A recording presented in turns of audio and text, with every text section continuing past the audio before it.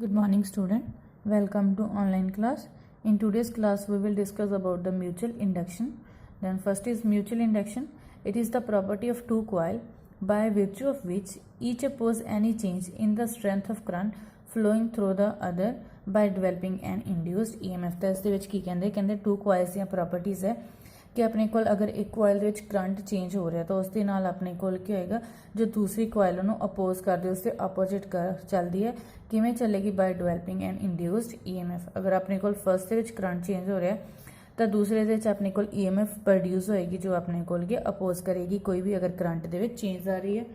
ਤਾਂ ਉਹਨੂੰ ਅੰਡਰਸਟੈਂਡ ਕਰਨ ਵਾਸਤੇ ਆਪਾਂ ਕੀ ਕੀਤੀਆਂ ਟੂ ਕੋਇਲਸ ਲਈ ਇੱਕ ਪੀ ਐਂਡ ਐਸ ਦੋਨਾਂ ਨੂੰ ਆਪਾਂ ਕਲੋਜ਼ਡ ਹੀ ਰੱਖਿਆ ਹੋਇਆ ਔਰ ਆਪਣੇ ਕੋਲ ਪੀ ਕੋਇਲ ਨੂੰ ਆਪਾਂ ਕਨੈਕਟ ਕੀਤਾ ਹੋਇਆ ਸੈੱਲ ਦੇ ਨਾਲ ठीक है उस अपने को एक की लगी हुई है के और अपने को जो एस वाली उस आप एक गलवैनोमीटर नाल उन्होंने कनैक्ट किया होया फस्ट की किया कहते जो रिलीज़ करते हैं की के अपने को ठीक है स्विच आप ऑफ कर देने जो गलवैनोमीटर अपने को क्या टैंपरेरी है जी डिफ्लैक्शन शो करेगा स्विच को ऑन करन ते और ऑफ करन ते वो अपने को क्यों होएगा म्यूचुअल इंडक्शन के करके होएगा कि आप स्विच इधर ऑन कर रहे हो अपने को डिफ्लैक्शन दूसरी साइड शो हो रही है तो उसके की है फस्ट अपने को प्रैस किया की के अपने को ऑन किया तो करंट अपने को फस्टली की सी जीरो बट जो आप स्विच ऑन किया सर्किट कंप्लीट होने करंट फ्लो करना की हो गया स्टार्ट हो गया तो वो अपने को जो करंट जीरो टू मैक्सीमम तक जाएगा तो उन्होंने थोड़ा टाइम लगेगा उस टाइम के अपने को जो पी की वैल्यू इनक्रीज़ हो रही है वो इनक्रीज़ होने करके अपने को जो एस वो क्लोजली पे उस अपने को मैगनैटिक फ्लक्स एसोशिएट हो जाएगी और वो भी अपने को होएगी इनक्रीज़ होएगी with increasing current in P तो जो अपने को मैगनैटिक फ्लक्स इंट्रोड्यूस होगी उत्थे अपने को EMF भी इंड्यूस होएगी एस दे विच तो अकॉर्डिंग टू अपने को लेंस लॉ पता है कहते अगर अपने को इंड्यूस्ड करंट हो रहा है एस दे विच वो अपोज करेगा अपने को increase in current in P P दे विच जिहड़ा करंट इंक्रीज हो रहा है उसनूं की है एस अपोज करेगा in the direction opposite to गा सैल करंट अगर अपने को सैल करंट क्लॉकवाइज है तो जो अपने को अपोजिट चलेगा एंटी क्लॉकवाइज लास्ट वाले सैल्फ इंडक्शन भी आप एवें गल की थी कि अगर करंट इनक्रीज हो रहा है तो EMF वो अपोजिट डायरेक्शन के चलती है सेम अगर अपने को की आप रिलीज स्विच ऑफ करता तो करंट अपने को डिक्रीज होएगा मैक्सीमम टू जीरो तक आएगा तो वो भी सम टाइम लगेगा जिमें जिमें पी डिक्रीज हो रहा है तो अपने को मैगनैटिक फ्लक्स पी के डिक्रीज हो रही है तो एस दे भी अपने को मैगनैटिक फ्लक्स की होएगा डिक्रीज होएगा वो मैगनैटिक फ्लक्स डिक्रीज होने नाल उत्थे अपने को EMF इंड्यूस होएगा वो जो अपने को EMF इंड्यूस हो रहा वो जिस साइड अपना करंट है सेम डायरेक्शन के जाएगा बिकॉज करंट की वैल्यू की अपने को डिक्रीज हो रही है और जो अपने को EMF होएगी उन्होंने की करेगी अपोज करेगी उन्होंने डिक्रीज होने तो रोकेगी तो फिर अपने को उत्थे अपोजिट डायरेक्शन सेम डायरेक्शन के करंट दे चलेगी तो वो करके की होएगा अपने को कोएफिशिएंट ऑफ म्यूचुअल इंडक्शन आएगा तो सपोज कर ले अपने को आई करंट फ्लो करता वन कोयल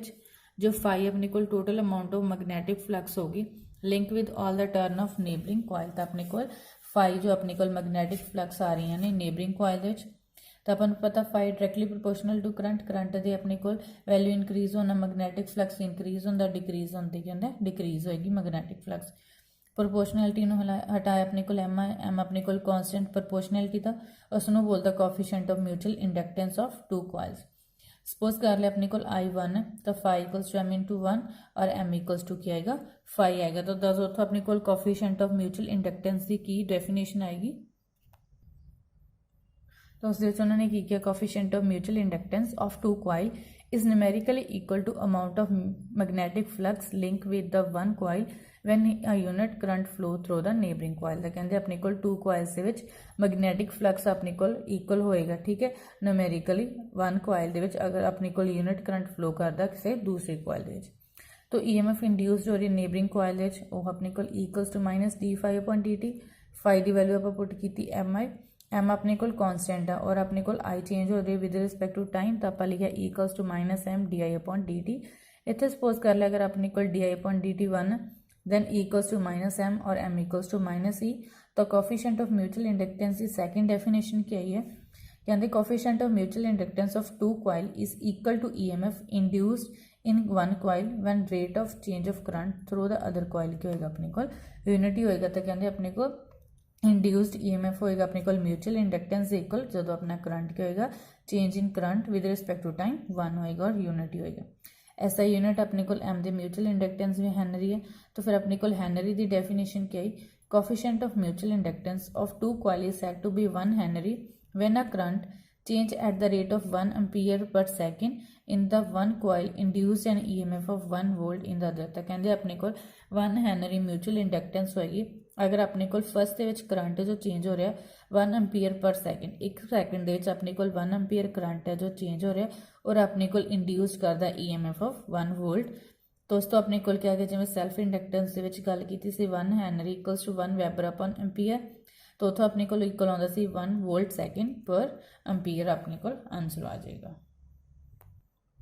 जो डिमेंशनल फार्मूला होएगा अपने को म्यूचुअल इंडक्टेंस का सेम एज होएगा सेल्फ इंडक्टेंस और अपने को जो कॉफिशेंट है म्यूचुअल इंडक्टेंस का डिपेंड करता है जो फैक्टर्स है first geometry of the coils मीनस अपने को साइज की कॉइल का शेप की नंबर ऑफ टर्न्स किनिया ने नेचर की मटीरियल का जो अपने को टू कॉइल्स पर वाउंड किया है।